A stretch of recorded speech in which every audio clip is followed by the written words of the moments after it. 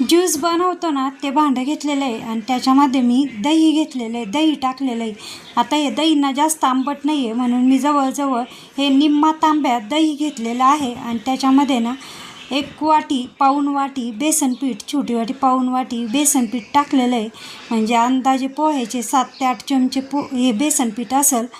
आता त्याच्यामध्ये ना थोडंसं मी मीठ टाकते आणि 1 चमचा पोह्याचा 1 चमचा ना साखर टाकते.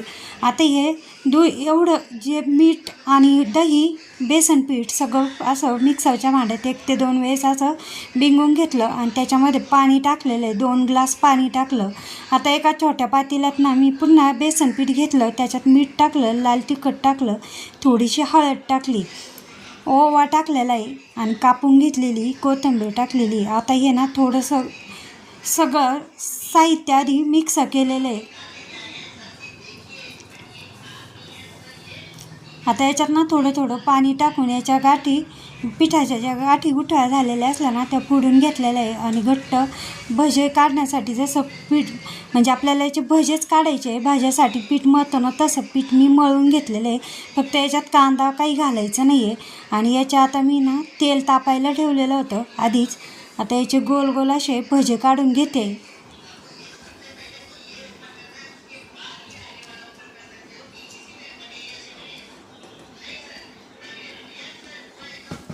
याचे असे गोल गोल भजे काढून घेते आणि आता हे भजे आहे ना चांगले सगळ्या साईडने गोल भजे काढलेले. आता जे आपण बनवतो ना ते जवळ 5 ते 6 लोकांच्या जेवणासाठी बनवत आहोत. त्यासाठी हा अंदाज घेतलेला आहे. 1 छोटे वाटीचे बेसन पिठाचे मी इथं भजे काढलेले आहे. अवघा मस्त असे टम्म फुगलेले भजे. आता दोन्ही साईडनी ना हे तळून घेतलेले आहे. थोडेसे कच्चेही असले तर काहीच अडचण नाही, पण मी व्यवस्थित असे तळून घेतलेले. आता हे भजे ना काढून घेते, एका ताटात काढून घेते. आता हे जे शिल्लक तेल ना जास्त वाटतं आहे मग हे तेल ना काढून घ्यायचं आहे आणि थोडंसं 1 चमचा तेल असं कढईमध्ये तसंच ठेवलं. त्याच्यात 1 चमचा मोठी चांगली मोहरी टाकलेली आहे आणि ती चांगली फुलून दिली. आता हे एक वाटण बनवलं आहे, लसूण मिरच्या आणि 1 चमचा जिरे. आता हे थोडंसं ओबडधोबड असं वाटण केलेलं आहे किंवा ठेचून घेतलं तेही चालेल.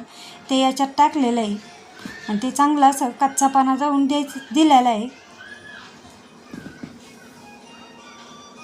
आता कढीपत्ता टाकते. कढीपत्ताही चांगला तळून घेते.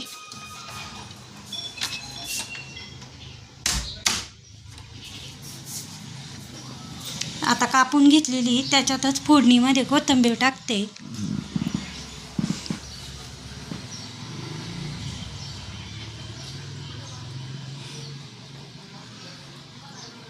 आता याच्यात थोडीशी फक्त 1 चिमूट अशी हळद टाकलेली आहे.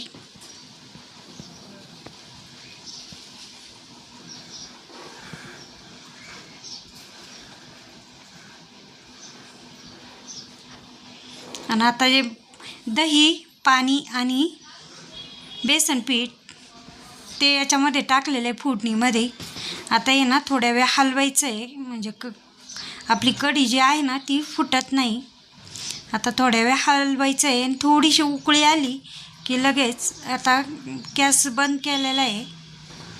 जास्त घट्टही नाही आणि जास्त पातळही नाही अशी कढी झालेली. आता तडका पॅन ठेवलेला आहे, त्याच्यात मी तूप टाकते 2 चमचे.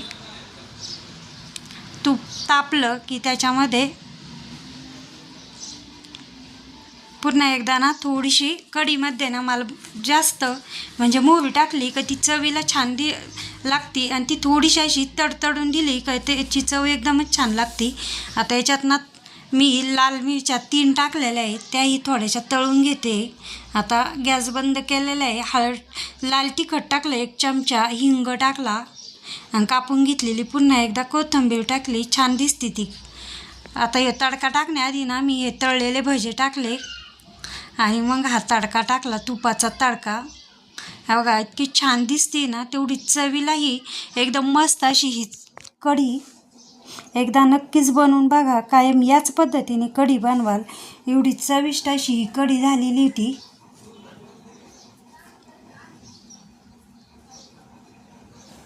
बघा, जास्त घट्टही नाही आणि जास्त पातळही नाही, अशी मोजक्या साहित्यात अगदी कमी वेळेत होईल, पण चवीला एकदम मस्त असं पकोडा कढी